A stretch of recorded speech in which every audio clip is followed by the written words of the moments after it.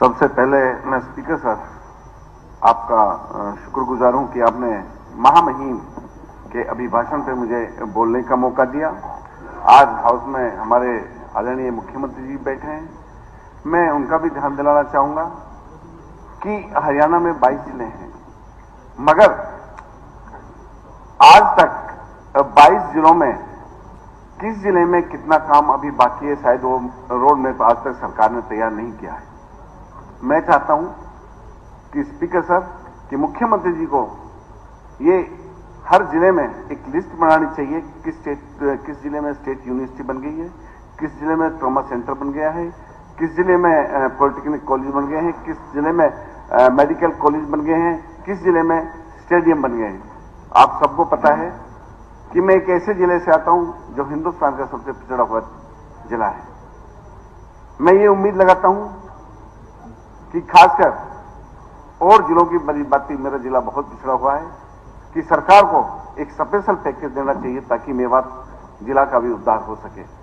आप speaker sir ये बताएं, और ये बताना भी चाहता हूं आपको कि कई जिलों में 2-2, 3-3 स्टेट यूनिवर्सिटियां हैं, तो मेवात में क्यों नहीं होती? हर जिले में स्टेडियम है, मेवात में स्टेडियम क्यों नहीं होता? हर जिले में हुड्डा सेक्टर्स हैं, तो मेवात में हुड्डा सेक्टर्स क्यों नहीं है? हर जिले में प्राइवेट उद्योग हैं, तो मेवात जिलों में उद्योग क्यों नहीं है? मैं ये भी बताना चाहता हूं स्पीकर साहब कि मैं मानता हूं कि वहां बहुत गुर्बत है, बच्चों को नहीं पढ़ा पाते। एजुकेशन एक बहुत ही मस्ट है, जो राइट टू एजुकेशन बच्चों को मिलनी चाहिए। यहां तक कि हमारे वहां स्कूलों में आज तक अध्यापक भी नहीं है। 50% स्कूल्स ऐसे हैं जिनमें टीचर्स नहीं है, टीचर्स ऐसे या एक 81 स्कूल्स ऐसे जिनमें एक ही अध्यापक है। तो किस तरह से हमारा मेवात आगे बढ़ेगा? मैं सर आपको और भी बताना चाहता हूं कि काफी मेरे ऐसे पॉइंट्स हैं कि एक मेरे पास शहर है फिरोजपुर झिरका। हमारे तत्कालीन मुख्यमंत्री जी वहां गए थे, मनोहर लाल खट्टर जी, तो वहां अनाउंसमेंट करके आए थे कि झिरका से लेके एक 500 वर्ष पूरा हमारा शिव मंदिर है कि वहां स्ट्रीट लाइट लगाई जाएगी, मगर आज तक वहां कोई स्ट्रीट लाइट नहीं लगी। शहर में खुले जो नाले होते हैं, जो गंदे नाले, वो भी आज फिरोजपुर झिरका में, जबकि बहुत ही नई टेक्नोलॉजी लगी, आज तक स्ट्रॉन्ग लाइन डालने का वहां नामो निशान नहीं है।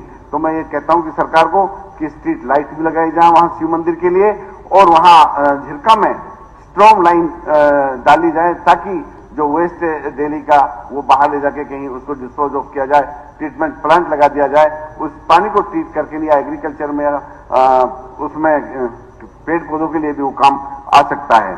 मैं ये भी कहना चाहता हूं आपसे कि हमारे वहां कोई ट्रामा सेंटर नहीं है।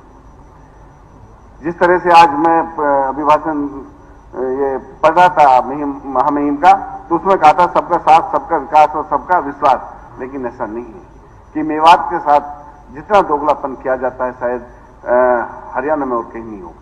क्योंकि आप पिछले 10 साल में सरकार ये उठा के देख लीजिए, आज तक मेवात में कौन सा ऐसा बड़ा प्रोजेक्ट लगाया जिसकी हम यहां धन्यवाद कर दें कि बीजेपी सरकार ने मेवात के लिए काम किया है। चाहे ट्रामा सेंटर की बात हो, चाहे यूनिवर्सिटी की बात हो, हमारे पास 4 लेन है, 248 है।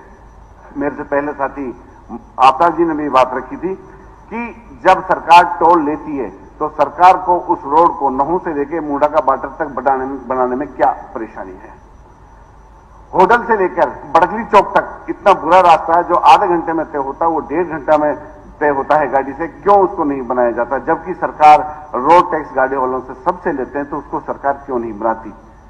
मैं ये कहना चाहता हूं, तिजारा नोट की रोड था, सरकार ने कई बार टेंडर कर लिए, मगर आज तक उस रोड को, तिजारा रोड को राजस्थान से सरकार नहीं जोड़ पाई है। टेंडर क्यों आपके फेल हो रहे हैं सर? सर जैसे मेवात में रोजगार की बात कही, ये ऑन रिकॉर्ड है, बगैर पर्ची बगैर खर्ची 300 से ज्यादा जॉब नू के अंदर लगी। उद्योगों की बात कही सर, मैं उद्योगों की बात कही, प्राइवेट उद्योगों की सर नहीं, बात भेदभाव की मित्र जी, नहीं बात भेदभाव की, बात रोजगार की है। ये ऑन रिकॉर्ड है, 300 नौकरियां लगी। मंत्री जी मैं बताऊंगा मैंने ये कहा है मंत्री जी, फिर दोबारा से बात ठीक कर देता हूं कि प्राइवेट उद्योग लगने बहुत जरूरी है। हमारे पास इतनी नौकरियां नहीं मिल पाती, बच्चे पढ़े लिखे नहीं है, तो एक प्राइवेट उद्योग जब हर जिले में है तो हमारे मेवात को भी माननीय मुख्यमंत्री जी मेरी बात को सुन रहे हैं, ताकि हमारे पढ़े लिखे बच्चों को वहां उद्योग मिल सके।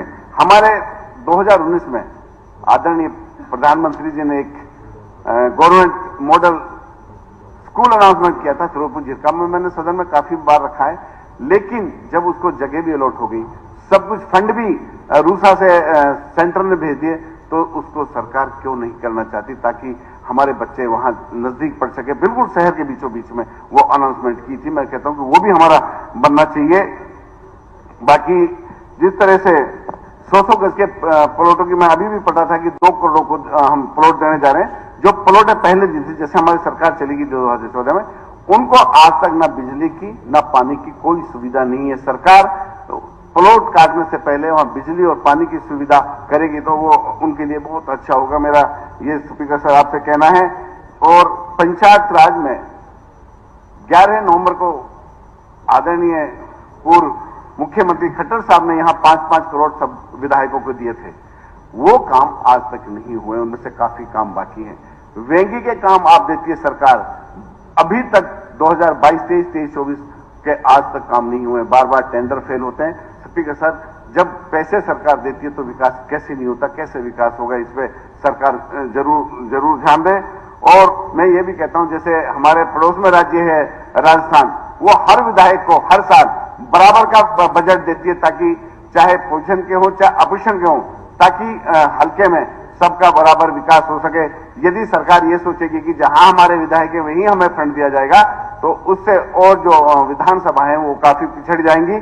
मेरा आपसे ये आग्रह है, आपके माध्यम से मुख्यमंत्री से, कि हमारे सभी विधानसभा 90 की 90 विधानसभाओं में बराबर का फंड दिया जाए हर साल, ताकि विकास हो सके। बाकी अभी हमारे जैसे ये महामहिम के भाषण में मैं पढ़ रहा था, जहां जल भराव था वहां 2-2 हजार रुपए किसानों को दिए गए हैं। स्पीकर सर, मैं आपके माध्यम से मुख्यमंत्री जी से कहना चाहता हूं कि वो काफी नहीं है। हमारे कम से कम 800-900 एकड़ और भी 10-12 हजार एकड़ ऐसी लैंड है जिनमें अभी भी पानी भरा हुआ है, किसान ने एक भी दाना आज तक नहीं बोया है।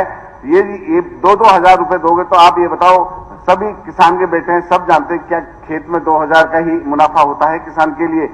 मैं बताता हूं, चाहे रीठक है, बनारसी, गोहाना, खेड़ली नहू, महू, जलालपुर, उमरी, उमरा, खान मोहम्मदपुर, बदरपुर, सुल्तानपुर, खुशपरी, हसनपुर, गोहाना, ऐसे गांव हैं जिनमें कुछ भी फसल आज तक नहीं हुई है। मैं आग्रह करता हूं कि सफेद गिरदावरी करके उनको जल्दी 1 मिनट में कर रहा हूं, उनको उचित मुआवजा जल्द से जल्द दिया जाए।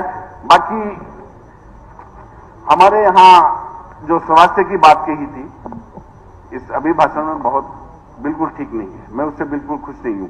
हमारे पास मेडिकल कॉलेज है, मेरे साथी ने पहले भी कहा है, मैं ये कहना चाहता हूं मेडिकल कॉलेज में सीएम साहब भी सुन रहे हैं, आईसीयू वेंटिलेटर और बच्चों के वेंटिलेटर की तादाद बढ़ाई जाए, क्योंकि जो नवजात बच्चे होते हैं उनके लिए वेंटिलेटर पूरे नहीं मिल पाते हैं।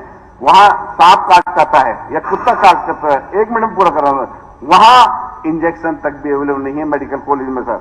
और एक्सरे की और अल्ट्रासाउंड की 2-2 साल से मशीनें बंद पड़ी हैं। इमरजेंसी में सीनियर डॉक्टर्स नहीं बैठता, एमबीबीएस जो स्टूडेंट्स इंटर्नशिप करते हैं सर, वो ही देखते हैं, क्योंकि इस पे भी ध्यान दे सरकार।